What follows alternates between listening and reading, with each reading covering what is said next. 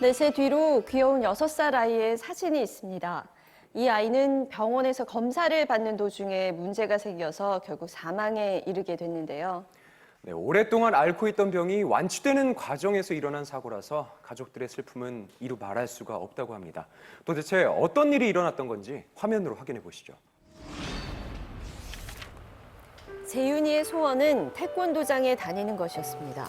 하지만 그 소박한 꿈조차 제대로 펼쳐볼 수 없었다는데요. 재윤이 이렇게 예뻤는데. 작년 11월 당시 6살이었던 재윤이는 하늘나라로 긴 여행을 떠나게 됐습니다. 3살 되던 해에 급성 림프구성 백혈병 진단 받았습니다. 완치율 90%에 달하는 이제 착한 백혈병이죠. 급성 림프구성 백혈병은 다른 백혈병과는 달리 약물 치료로 완치가 가능하기 때문에 힘든 항암 치료도 꿋꿋이 버텼다고 합니다. 데리고 만 3년 항암을 꼬박 다 했어요. 4번에서 5번 가량 골수 검사를 진행했는데 골수 검사할 때마다 감사하게도 항상 암세포가 없이 깨끗하게 나왔어요. 항암이 너무 잘 됐어요. 그런데 완치 치료를 3개월 앞둔 어느 날 문제가 발생했습니다.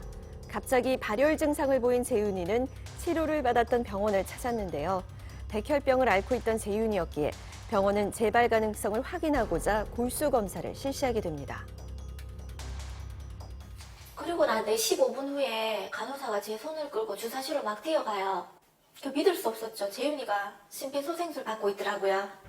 그런데 검사실에 들어간 지 얼마 되지 않아 응급 상황이 벌어졌습니다.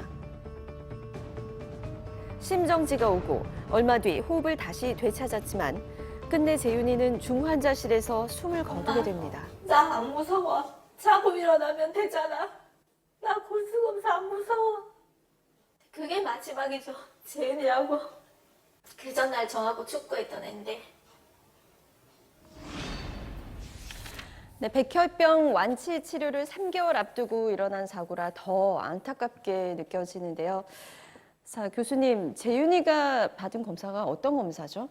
하나는 급성 림프모구성 백혈병으로 거의 완치를 앞두고 있었는데 갑자기 발생한 열 때문에 백혈병 재발을 의심해서 골수 검사가 시행되었습니다. 골수 검사는 골반뼈에 기다란 주사 바늘을 넣어서 골수를 채취해서 골수 세포의 이상 유무를 판정해서 백혈병의 진단에 필수적인 검사 방법입니다. 예. 저거를 넣는다고 생각하면 통증이 상당할 것 같은데. 예, 골수 검사는 통상적으로 국소 마취하에서 진행되는데 골반뼈를 뚫을 때 국소 마취액이 뼈에는 잘 침투가 되지 않아서 뼈를 뚫거나 골수를 채취할 때 상당한 통증이 생깁니다. 그래서 소아의 경우는 통상적으로 수면 마취하에서 진행하게 됩니다.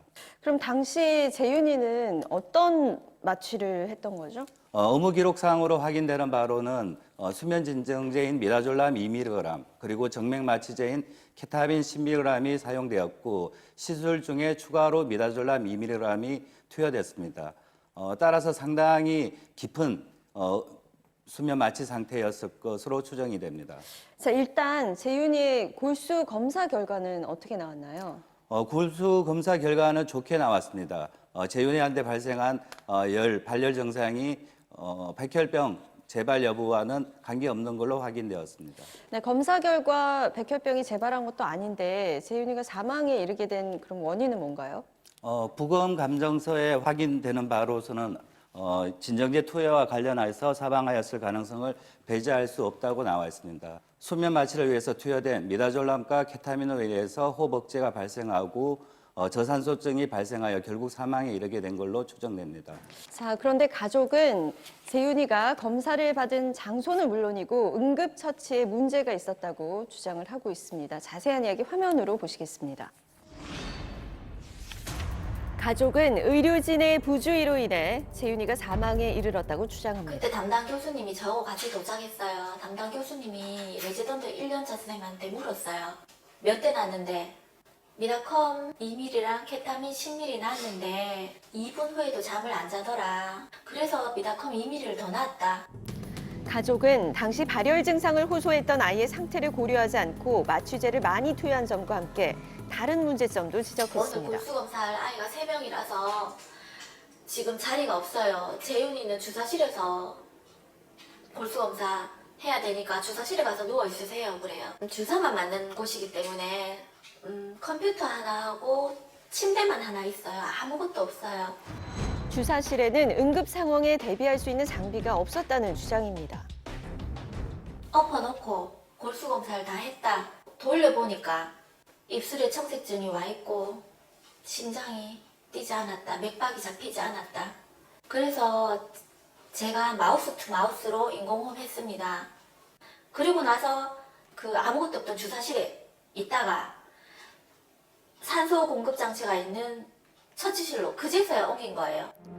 그런데 차트상에는 응급처치가 신속히 이루어졌으며 가족의 주장과는 상반되게 적혀 있었습니다. 이에 대해 해당 병원은 입장 표명을 하고 있지 않은 상황입니다. 하루하루를 건강을 회복하고 있었기에 가족은 현재 재윤이가 곁에 없다는 사실이 아직까지 믿어지지 않는다고 합니다. 대체 재윤이의 웃음을 앗아가게 만든 원인은 무엇일까요?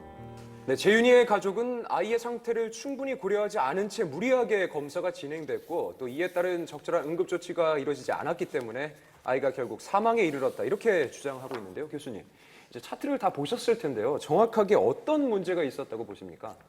첫 번째로 문제로 생각되는 것은 투여량에 대한 부분입니다. 네. 수면 진정제인 미다졸람이 2mg씩 총 4mg이 투여됐는데 아마도 시술 중에 환자분이 통증으로 심하게 움직여서 시술에 방해가 돼서 의료진이 추가로 미다졸람 2mg 투여를 결정했던 것 같습니다. 네. 환아가 당시 38.4도의 발열 상태였고 항암 치료를 받고 있어서 전신적으로 쇠약한 상태를 고려하면 미다졸람을 추가로 투여하는 것은 호흡억제 부작용을 충분히 유도할 수 있는 용량이라고 생각합니다. 그런데 가족은 이 검사가 시행됐던 장소에 그런 응급장치가 제대로 갖춰져 있지 않았다. 그래서 처치가 미흡했다. 이렇게 주장을 하고 있거든요. 의무기록 보셨을 때 어떤가요? 응급처치가 잘 됐다고 볼 수 있나요? 의무 기록상으로 보면 산소 포화도가 떨어지고 난 다음에 해야 될 응급 조치는 순차적으로 이루어졌던 걸로 파악이 됩니다. 네.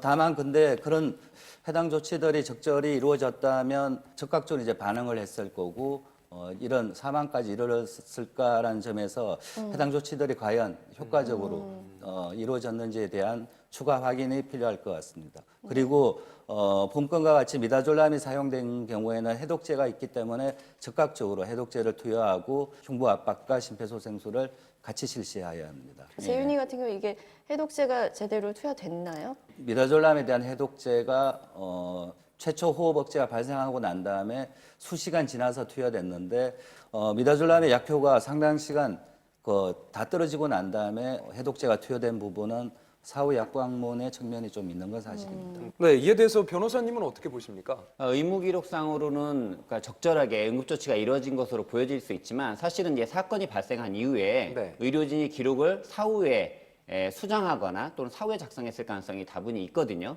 왜냐하면은 부모님이 본 소견하고 기록은 완전히 다르기 때문에 그렇습니다. 네. 이런 경우에는 의무 기록 작성 시점을 확인할 수가 있습니다. 사실은 우리 로고 기록이라든가 아니면 원본 데이터를 우리가 요청을 해서 진료기록부 작성 시간이라든가 수정된 내역을 확인할 수 있는 방법이 있긴 합니다. 네. 지금 이 사례를 두고 재판이 한창 진행 중인데 네. 어떤 게 포인트가 될까요? 네. 우선 용량에 있어서 깊은 수면 상태에 빠질 정도로 좀 많은 용량이 투여됐다라는 점, 그리고 투여된 이후에 감시 장치가 제대로 되어 있는지를 봐야 되는데요. 보호자가 본 부분은 감시 장치가 전혀 없었다라고 되어 있는데 기록상에는 감시 장치가 되어 있었다라고 되어 있고요. 네. 다음에는 응급구조 장비가 준비되어 있었는지가 굉장히 중요할 것 같습니다. 근데 보호자가 보기에는 처음부터 산소를 공급했던 것이 아니고 마우스 투 마우스 이불을 통해서 인공호흡을 했다라는 점에 비춰봤을 때는 응급구조 장비가 준비되어 있지 않았던 것으로 보여집니다. 네. 이 부분에 대해서는 입증을 한다면 의료과실 책임을 물을 수 있을 것 같습니다. 네. 자, 의료 분쟁 차트 여기까지입니다. 오늘도 두 분 말씀 고맙습니다.